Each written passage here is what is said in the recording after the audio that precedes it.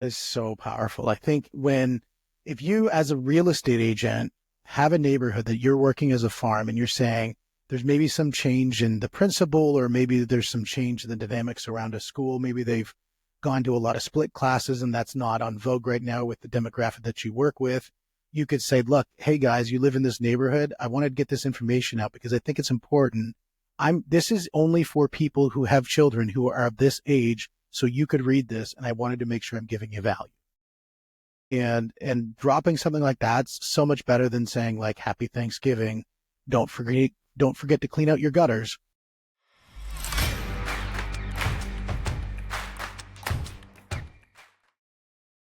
Going over things. When you looked at some of the brands that you worked with Nestle, you worked with Energizer, Toyota, you worked with all of these big brands. You know, we always say the word brand, and that's one of those things that it's used like the word Kleenex, and Kleenex obviously is a brand. And so what is the most fundamental level? What is a brand? That's a great question. And it really speaks to something that I've observed over the years. There are an awful lot of products with names that are masquerading as brands. Creating a brand doesn't require a big business, doesn't require a big budget. You don't have to be doing big advertising.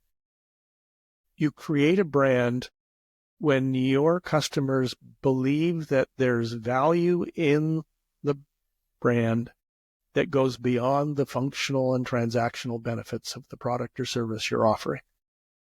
I call that relationship equity. And if you've brought value that goes beyond functional, beyond transactional to the relationship, that's what creates a brand. And you can do that whether you're a big business or a small business, whether you have tens of thousands of customers or tens of customers. If you're bringing value that goes beyond the functional benefits of what you're doing for them, then you've created a brand. When we look at that brand on you got a business coach who creates a brand identity that the value transcends that hour that they spend with the person, or the different thought process they walk through. That's one element of a brand. When you have a company that has a multi-threaded product offering, such as, I don't know, when you think like Nestle, I mean, they offer so many different things, and they're stacking all of these different brands. What is a good strategy around somebody who's stacking brands? Well, a lot of those brands, even with these big businesses, they're products with names that are masquerading as brands. They really aren't. They become commodities. And, having a big budget doesn't make you a commodity. Now, if you work hard at finding who your best customers are and creating opportunities for those best customers to interact with you, that's where your social media strategy gets involved. That's where your email marketing gets involved, where you've got opportunities to reach out to these customers and tell them about did you know that you can use the product this way? Did you know that people like you are often doing this? Those kinds of that kind of additional information that's being delivered, that's surprising. That is, wow, I didn't know that. That's valuable. That's how any company, multi-tiered company, whatever, if they're focused on that. Now, another key distinction here is recognizing where building the brand is worth the investment. For most businesses, 80% of their revenue is being generated by 20% of their customers. That 20% are not the same as the other 80%. They tend to be heavy category users. They tend to be much better informed about their options, much better informed about how the product works and how it can work for them. They've got a big need for what the product is offering. A common mistake that's made is that the brands talk to all of their customers the same. I remember sitting down with the chief marketing officer at Sprint when we were first won the assignment to help them with loyalty and churn. that they were having in their long distance division. And I sat down with him and I said, you need to stop spending so much money. And that just floored him. And we talked about the 80-20. We talked about the best customers. Right now, you're spending all this money and you're talking to everybody with a pulse. 80% of them don't care. And all the marketing in the world is not going to change that. So you need to find the 20% and then focus your budget on them, because they will both appreciate it and give you the return on the investment you're looking for. Yeah, when you have that focus on the Pareto principle and focusing on where the 20% makes the maximum impact, I think that applies to whether it's a marketing campaign or, even when you're just speaking in front of an audience. A lot of times what people do is they speak to the audience, or even on their social media, they speak to the followers, rather than speaking to that one person who's going to actually make a buying transaction. And that is definitely a flaw of a lot of businesses. They speak to the many rather than speaking to the one. Exactly. And it's such an important thing, because if you have the insights into these groups, it really can impact how you go about creating your marketing. What kind of words are you using? Those folks think about these products and services in a different way than the average person does. You need to capture the essence of that and incorporate that into your marketing. And then when people see the marketing, they'll go, yeah, that's for me. They're talking my language. They get me. Yep. And totally. when that happens, your marketing will break through the noise. And this isn't about making it pretty. It's about making it relevant. If I said to somebody, I've got a book you should read, and leave it at that, they're like, well, okay, great. If I say I got a book that you can read on a sport, that sounds okay. If I got a book that you can read that's on, jiu-jitsu, Brazilian jiu-jitsu, okay, now you've got my interest. I've got one on no-gi Brazilian jiu-jitsu, and I've got a book that's on no-gi Brazilian jiu-jitsu about leg locks. I've got one that'll help you in 30 days get better at leg locks so you can win your tournament 3 months from now. Now we're getting to something that speaks to me. I'm like, hold on a second. Okay. I'm focusing on learning leg locks right now. And this is something that speaks right to me. This is something I can action on. Right. And that, David Ogilvy, who's a very famous ad guy, right? And no, I'm not old enough to have worked with him. One of his great lines that I use an awful lot: the essence of strategy is sacrifice. And that is such an important concept for a business owner to recognize. You start trying to talk to all people, you are going to end up talking to nobody. Yep. When you're talking to your best customer, your prime prospect, and talking to them in their language, they're going to pay attention. But first of all, it's going to break through the noise. Second of all, they'll lean forward, because it stops being advertising at that point and starts being part of a relationship building process. I think that's such a poignant thing to say, that when you're speaking to the masses, it's advertising. When you're speaking to that individual, it's the start of a relationship. That is powerful. And that it is so true, because the nature of, I do a talk about the non-icky marketing funnel. And the key thing, a lot of people, I'll ask them, do you have an avatar? And they go, oh, yes, we have an avatar, or a brand persona or whatever. And then I'll ask them to show it to me. And of course they can't find it because they haven't looked at it in 6 months. And then I'll ask them, have you mapped the buyer's journey? And almost always they're like, not sure even what that is. Yeah. And when you can map the buyer's journey and you understand your avatar and how they transact, because this outside-in concept is very powerful. At different stages in the journey, they're going to have different questions and different obstacles that need to be overcome. If you understand those questions and obstacles, then you're going to have marketing that's going to not be transactional, it's going to be value-adding. Yep. That is so critically important. I was at Bold with Keller Williams for the past 6 weeks. It's one of the largest real estate organizations in the world, really. And they just reinvented their whole bold training system. And that was right there was exactly one of the biggest things that they were hitting, is that if you can understand the journey of what your clients are going through, they don't become clients, they become people you're in relationship.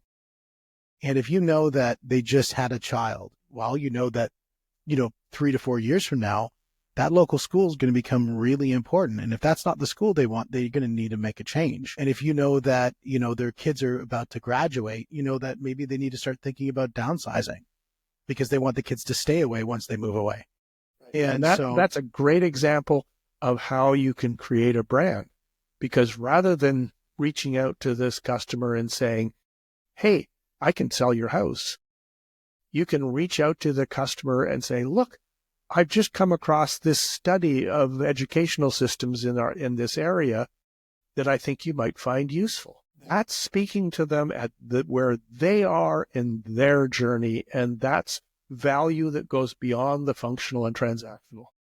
It's so powerful. I think if you as a real estate agent have a neighborhood that you're working as a farm and you're saying there's maybe some change in the principal, or maybe there's some change in the dynamics around a school, maybe they've gone to a lot of split classes and that's not on vogue right now with the demographic that you work with, you could say, look, hey guys, you live in this neighborhood. I want to get this information out because I think it's important.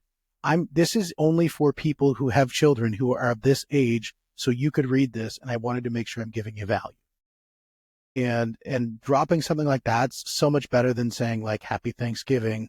Don't forget to clean out your gutters, like all the stuff that every agent sends. And I think that because it speaks to everybody, right? And it right? also, when it speaks, yeah. It also communicates that this is one person talking to another person. People don't buy things. Well, that's where it goes to the biggest seduction when you start a small business. And we'll talk about starting versus buying. But when you start a small business, one of the biggest seductions that people have is they look at the big brands, the Coca-Colas, the Pepsis, the, Budweiser brands, and they say, what are those people doing? And we need to do the same. This is something that I think you've got a really strong message about. And I'd love you to explore that a little bit.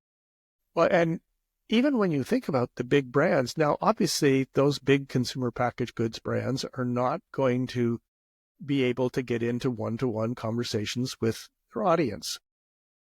But think about those beautiful Coca-Cola ads that talk about the joy of Christmas, that, what they're doing in that advertising is they're bringing value to their consumers' lives. If it's as simple as just making them smile, right? This is value that goes beyond the functional and the transactional, and they're using advertising to deliver it. Yeah, that's interesting. I've never thought about it that way, looking at the Coca-Cola brand, where they do the, as you say, the Christmas one, and you look at it and it's some nice Christmas scene with, something that has nothing to do with Coca-Cola. It might have a logo somewhere in the background or whatever, or somebody has a can of pop or something. But otherwise, the 99.9% of it is the emotion that you get out of looking at the scene. And some of them Budweiser and the Clydesdales. Yeah. No, that's definitely true. Now, when you do look at a small business and you think about, they don't have the budget to win smiles, they don't have the budget to kind of, win at that level. What is a good strategy that they can take on when they're starting to build out their brand? In the world of digital marketing, a business only owns two assets. They own their list and they own their website. Everything else is rented land, and particularly the email list. And this doesn't have to be, use that vehicle to deliver value. Coach my clients around the 70-20-10 strategy. 70% of the content in the email should be solely focused on value. Things that go beyond the functional, etc. 20% should be curated value. Things you found in the marketplace you think your audience will find interesting. 10% can be sales. Hey, we've got this new product coming on. And that can be as simple as the PS in the email. So you might be like, for example, content marketing. I spent a lot of time writing blog posts. I've been doing this a long ass time. A lot of crap running around in my head. So we deliver blog posts to our audience that you might be interested in this. And we keep track of the links and the links that people click. And we see patterns and we start to tag those people with those patterns, and then we'll emphasize more the things we know they're interested in. None of this is technically difficult to do. And then what we'll also do is, and I'll use podcasting for this, I will share within our weekly email things that, podcasts that I've been on, or podcasts that I've just listened to when we were researching podcasts to be on. This guy's really, really good. And we'll share that. That's the 20% of curated content. And then 10% of it might be sales. But even the sales thing, for example, one of the important, very boring, very dry things that are nonetheless very important, does your website have a privacy policy? Mm-hmm. Right? Because God bless America, every state is different. And it doesn't matter where you are located. It matters where your visitor is coming from. You have to be in compliance with the privacy rules and privacy laws for where the visitor is coming from. Keeping track of all of that is a nightmare. Well, for sure it is. I think what we did is we outsourced that. Third party or privacy policies. So we do the same thing for our clients. We use a company in Chicago called Termageddon, and they keep track of all that stuff. We've got a JavaScript in there that constantly updating the privacy policy based on the client's profile that's been placed in the Termageddon system. But, that's both a value message, but it's also a sales message because we charge our clients for this. Yep.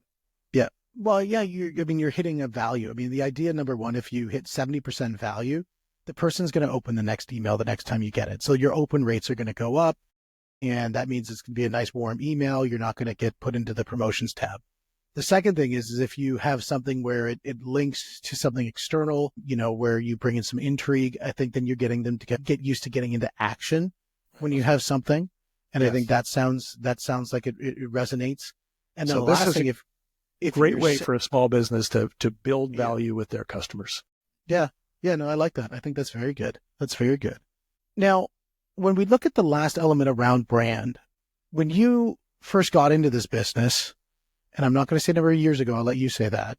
But when you first got into this business, you were working for large companies. I think your last company that you're at was Toyota. And then you said, okay, I want to kind of make a change. And most people at that point become the hobbypreneur, like the running the side hustle, and then they start the business, and then they kind of start to run through all the problems of starting a business, and then they eventually start to scale, and then they get to the point in which you decided just to say, I want to hall pass all of that.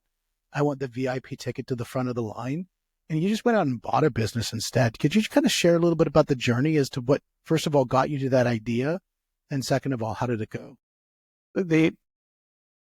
I was at a point, this was about 15 years ago, that I really wanted to get out of the big agency, big brand rat race, because, while it's on some levels, it's very stimulating and very exciting, so on other levels, it's not a whole lot of fun.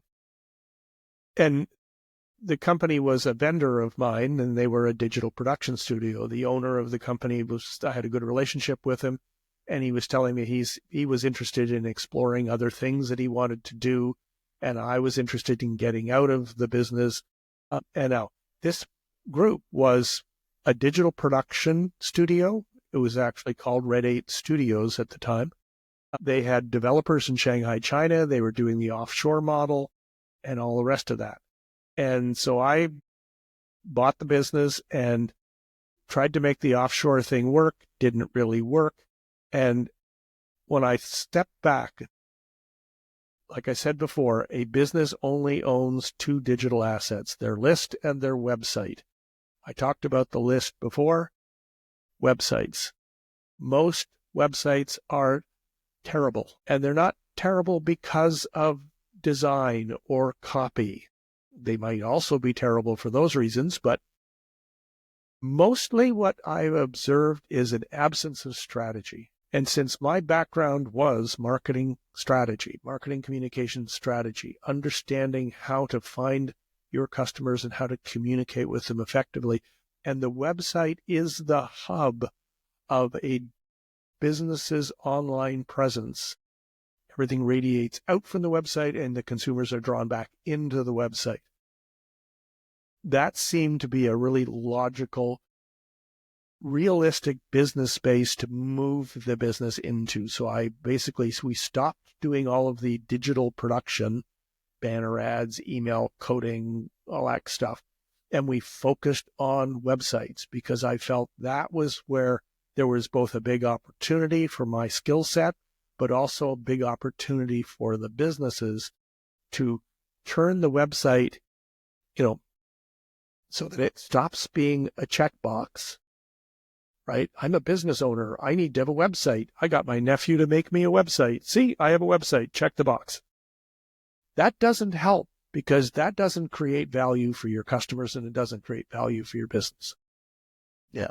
So I shifted the business, stopped using the offshore resources, built a team in North America, shifted the business away from digital production and focused solely on websites.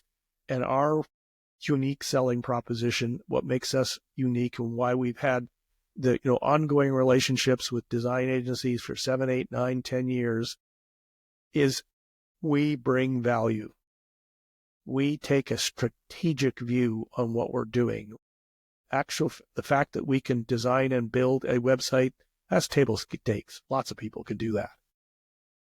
We do it based on strategy, and we say no to clients often. A yes turns into 1,000 no's. Every yes is 1,000. Yeah. And, it's one of those, it's the classic, man, I'd really like to take your money, but that's a bad idea. And here are the 4 reasons why. And I'll tell you, when you start practicing that on a regular basis, the trust levels, and again, that's another example of value being delivered above and beyond the functional and transactional benefits of the relationship. That's how you build a brand. Even if you're a small business, you can still take that approach and you can still build a brand. And the brand may not be readily recognized by the masses, but it's absolutely recognized by your customers. The people are paying and the people are treating you the best. Yeah, I think it's the nomad capitalist is quoted, go where your money's treated the best. Mm-hmm. And, put your energy where you're treated the best as a business. Mm-hmm. I think that's interesting. When you bought the business, obviously you had the idea that you could start it on your own, and it sounded like you did some massive shifts. Was it worth it buying the business versus starting it on your own? I think so. I mean, there were already relationships with the agencies. There were already relationships with customers. There was cash flow. There was, some processes. A lot of that had to be reworked, but it didn't have to be reworked from scratch. So it was worth it. I think I would, if I had it to do it again, I'd probably do it differently, but I'd still take the same strategy. Still take the purchasing of a business. Yeah. I always wonder if the best way to interpret the idea of buying a business is the same thing as buying real estate.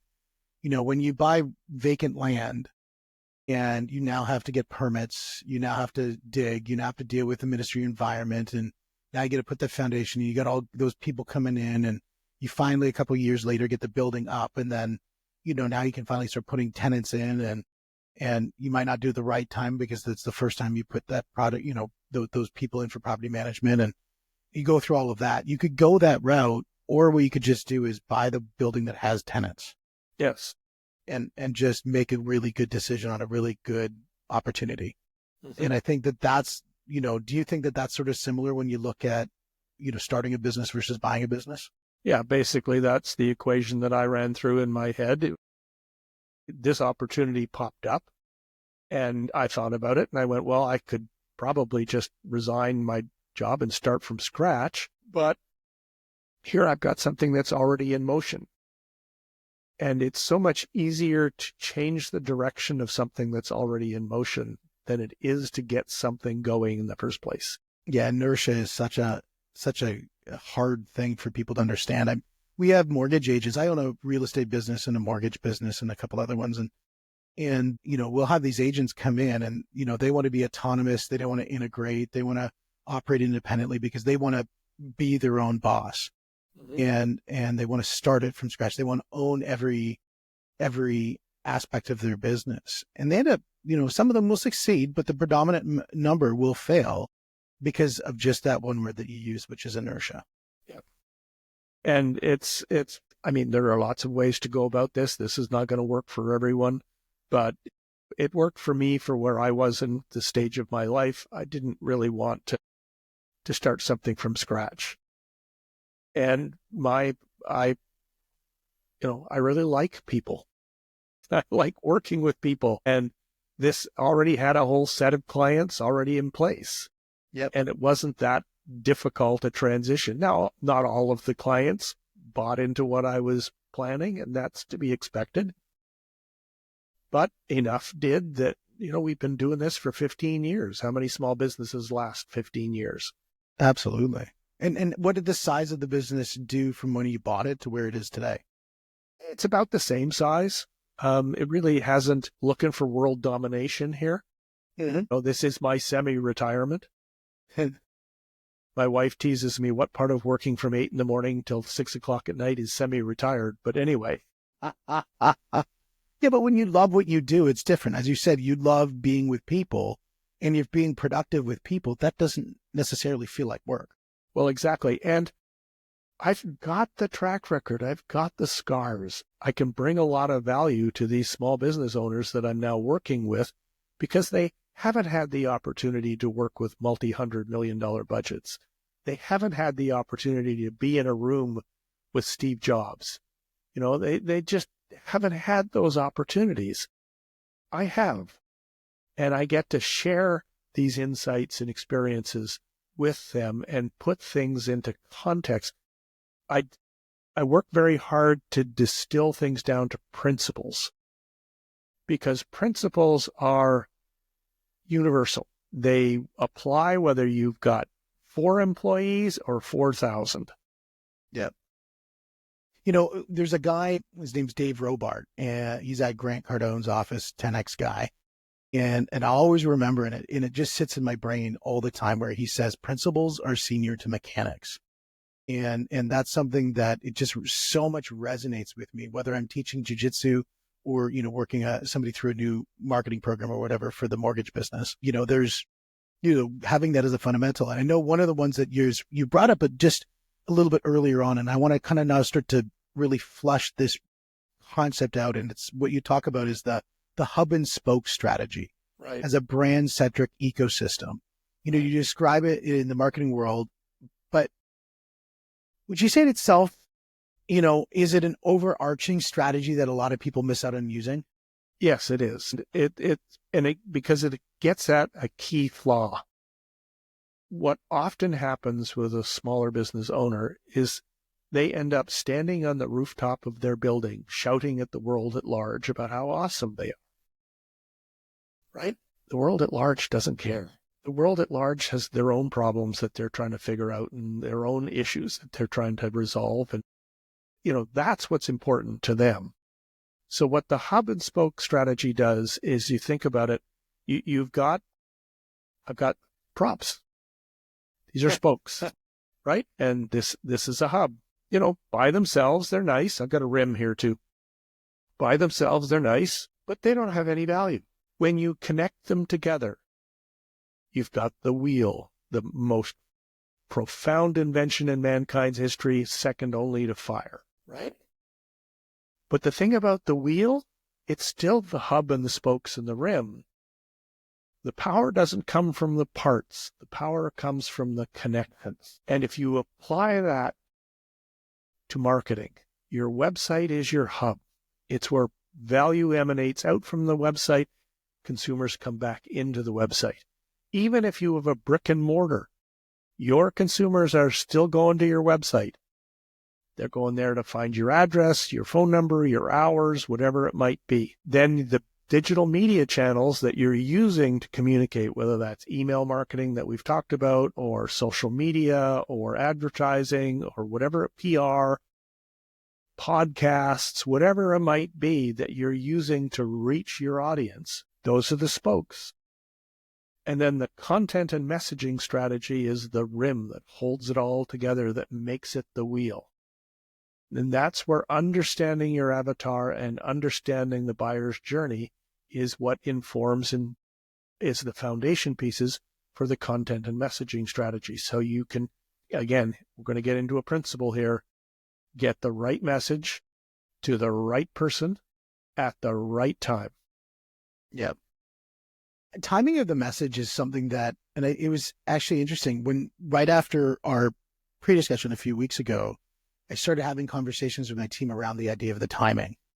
And because we have such an interesting sales cycle it's probably not that interesting because many businesses probably have the same thing where the transaction can take in a moment. You can have somebody come on and they're like, yeah, I'd love to start a podcast. That's great. And bam, let's go right then and there. And then you have other ones where I've got to bring my business partner, maybe I got to talk to my wife, maybe I got to, talk to the accounting department, see if it's budgeted for, whatever it is. And it could take 6 months for the same one. And somebody might even contemplated an idea of it and they'll go into either of those pools. And so that customer journey is unique. But the idea of having something you can connect with them at each point in their journey with a message that's appropriate to give to them at that point in that journey, that was something that I it clicked off in my head after our last conversation. I was like, yeah, that actually is really something that we need to work on. And that's what we've been having some conversations around that, because I think that having that connection at that time, the right place, is where you can create the best impact with the individual. Because if you do really believe what you're offering is going to be impactful for that person, you want them to do business with you. And so make it as easy as possible for them to make that decision. I'll give you a different example which highlights this, that often makes this clear. Think about SEO. Everybody talks about keyword research. You got to do keyword research. You got to do keyword research. On and on about keyword research. And keyword research is really important. But as with most things, there are two sides to this coin. You need to do keyword research, but you also need to understand search intent. Because if you're focusing on informational keywords relate to upper mid-funnel, the consideration phase, I'm researching, I'm trying to figure it out, and you're trying to use those informational keywords to drive a transaction, not going to work. If you've got commercial keywords, that's lower mid-funnel prospecting, etc., and you're busily giving them high-level information, that's not going to work. Then you get the transactional keywords, the folks that, I'm trying to buy something, right? So that, and as soon as you think about that and you start to think about your own behavior, this becomes clear. And if you can draw people in through a series of these microtransactions and connect with them, when they sign up for your download, your digital download, whatever it might be, don't instantly try to sell them something because they're not ready for that yet. Similarly, if you're using a Google AdWords campaign, make sure that the keywords you're focusing with Google AdWords are transactional keywords. Search intent is super important. And those are people who are ready to buy. So make it easy for them to do that. Send those transactional keywords to a landing page that's solely focused on a sales proposition. Mm. Yeah, and that's where, again, it's that understanding the customer's journey and knowing where and when to talk to them. You're not going to give a baby climbing gear to go climb Mount Everest. You're going to give them a diaper. And when they go to climb Mount Everest, hopefully you're not giving them a diaper. And so, you're going to give the right thing at the right time, and it's going to have the right Yes, exactly. And these are simple ideas when you think about it from a principal's point of view. And yet, people get overwhelmed and they tend to overcomplicate stuff. Challenge your expectations, challenge your perceptions. Think about, the two sides to whatever it is you're doing. Don't stand on your rooftop shouting at the world at large. Figure out who is your best customer and how to effectively reach them. And be aware that the power in digital marketing isn't about the things, the shiny things, whatever they might be. It's about the connections facilitating it, making it easy for your customer to connect with you and making it easy for you to connect with your customer. That's how you create value beyond the transactional and functional benefits of your product and service. There was a problem that we would always run into in working with Fortune 1000 companies that is almost identical to the problem that you see in small businesses, in that when you talk about something like that, the first word that comes up to me in my mind is, number one, is consistency. And then the second word that comes up in my mind is patience. And a VP or a CEO running into quarterly earnings and all the reporting that they have to do, and the small business owner who's saying, I got to be able to pay my mortgage and I've got, monthly obligations of payroll and I've got all of these things. How do you get somebody to look at a strategy and have some runway to the idea of saying that it's going to take a little time for this thing to take off, but when it takes off, man, it's going to be amazing. Right. That's a big challenge always. And I get it. I have a small business too. It's a constant challenge. A lot of times, again, it comes down to being willing to say no. Like I can't do everything, so I'm not going to try to do everything. I'm going to look at the things that are already working, and I'm going to figure out how can I make them work better. It's the principle here is water the flowers and prune the weeds. One of the things that we often talk to clients about when they come to us and they're doing all these different things, and I said, okay, are you measuring any of it? And that usually gets a big silence. And then we'll talk to them about a simple thing called a UTM code, where you can attach a tracking pixel to the tail end of a URL, and it's wherever you see, you see the question mark, and then there's a whole bunch of stuff. And then you can start to determine. We had a difficult conversation with a client the other day who was spending thousands of dollars every month with this, guy who liked to be in a dark room with a hoodie, who was managing his YouTube channel. And I said, look, I'm sorry, man, but the results aren't there. In all of the traffic you got in the last 3 months, you had between 2 and 4 visitors a week from the YouTube channel compared to hundreds from these other channels. Being in a backlit room and wearing a hoodie does not make you a digital marketing expert. Okay, so I'm going to take that guy off my list. So I'm just going to, there we go. Perfect. Okay. Yeah, no, I agree. I think, there's a lot of gurus that are out there, and, you can, doom scroll to your heart's content on one of these devices, and probably every fifth or sixth is somebody who's saying, I've got this special sauce. I'm going to be the person who's going to help you get there.